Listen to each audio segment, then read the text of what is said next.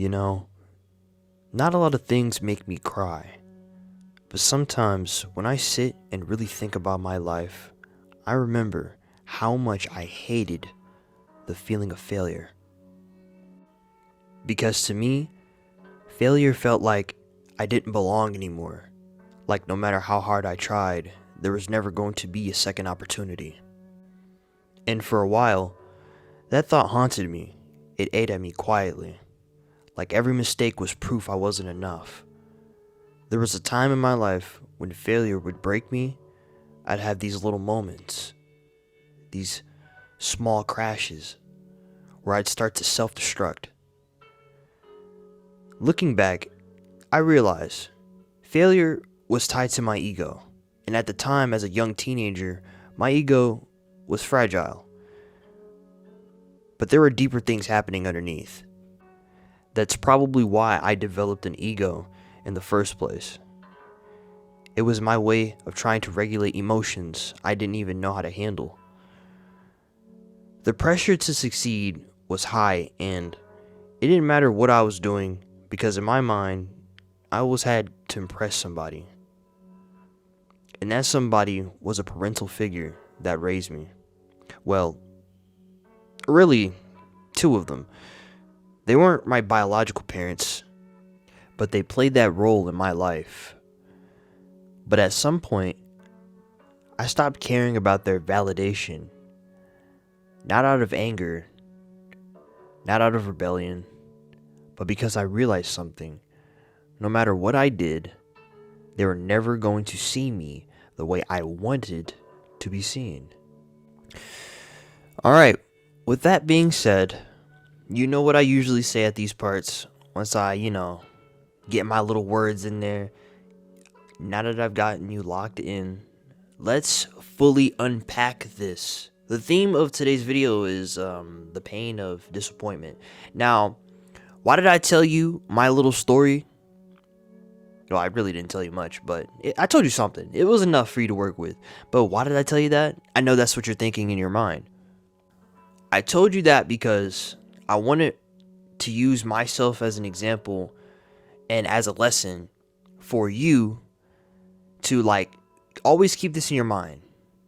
No matter what you do in life, no matter who you trust, no matter who you look up to, there's a constant theme of disappointment that is inevitably going to creep up at whatever, and my fault,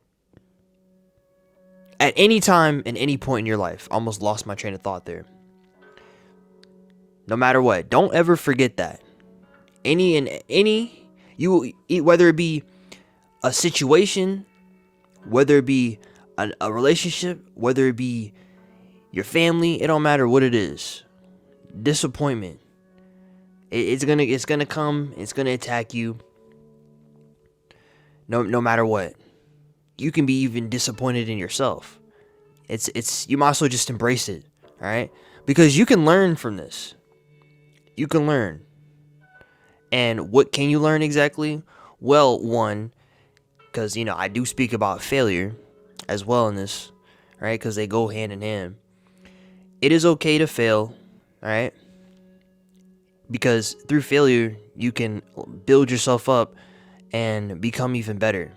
And by better, I mean as a person, or whatever craft you're doing. You could just become better overall. The goal is improvement, all right? Improvement. Because I was truly losing myself at one point. You don't want to be like me, all right?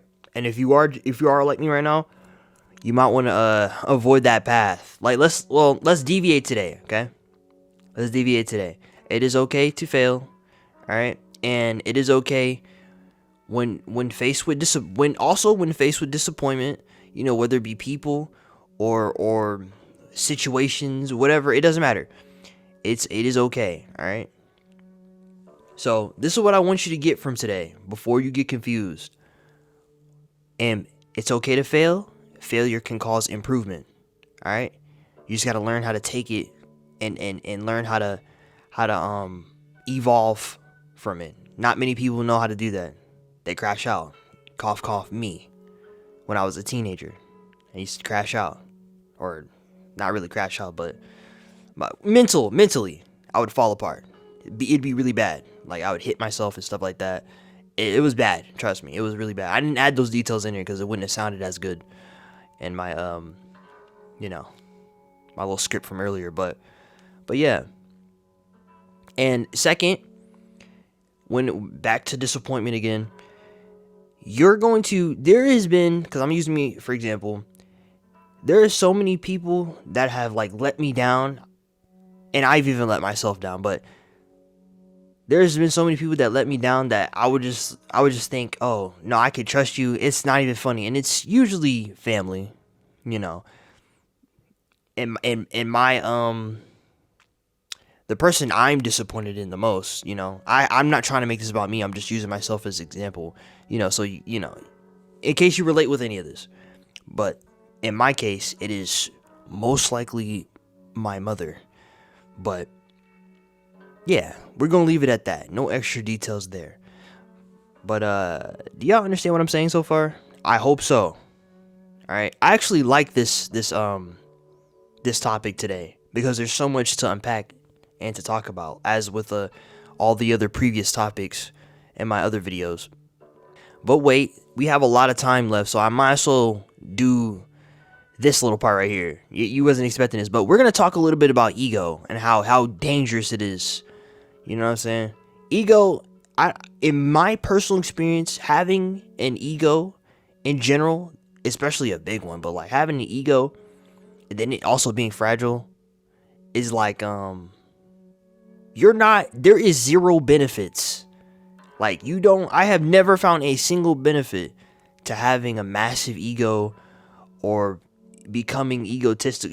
There is nothing, you gain nothing from it but absolute pain. Like, take it from me, you literally gain nothing. There's no point. If you can, you need to feel. I don't know how many people have noticed like to like have ego death, but you need to like you got to go through that. All right, because having an ego is going to hold you back from all types of growth. You know what I mean? Just keep that in mind. So if anyone out there inevitably experiences ego death, you know what to do. Go ahead and hit the comment section. Let me hear about that. You know, or it doesn't have to be about egos or ego death. It can be about times you've felt disappointed and what you've learned from it, or times that you failed and how you've grown from it. It could be anything like that. You know what I mean?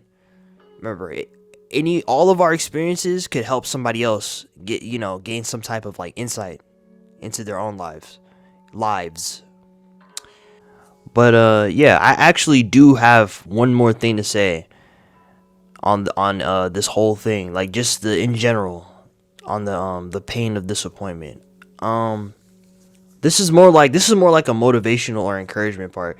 You need to listen. Look, don't worry about trying to impress nobody but yourself.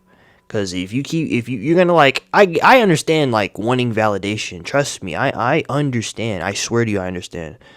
I trust my words. But you searching and continuously trying to search for validation is going to hold you back from becoming whatever version of yourself that you need to become in order to get whatever you need done. Whether it be you trying to get money, trying to build better relationships, it don't matter what it is. Going to the gym, it can be anything. But yeah, don't search for it from anyone else but yourself. Now, if someone does say congratulations on whatever it is you're doing, then that's good. That's good. So, say thank you and keep it pushing. But don't ponder on it too long, because like we just said today, disappointment, all they got to do is vanish, and next you know, that all that encouragement and all that validation you're getting is gone. Now you know what I'm saying, you're feeling lost. You don't know if you're doing a good job or not. You get what I'm saying, right? I know I can be a little confusing sometimes, but this is the raw parts of the videos that I'm certain some people enjoy, where I'm just yapping a bit. Yeah, you hear me though. Anything. Anyways, is what I meant to say. Anyways, with that being said, keep your head up. Stay locked in, and remember, stay vigilant. Don't let no one try to like bring down your mood. Don't forget, people will disappoint you, and grow from failure. I hope all this made sense for today. Yeah, I see you on the next video. Okay, all right. Stay hydrated. Goodbye.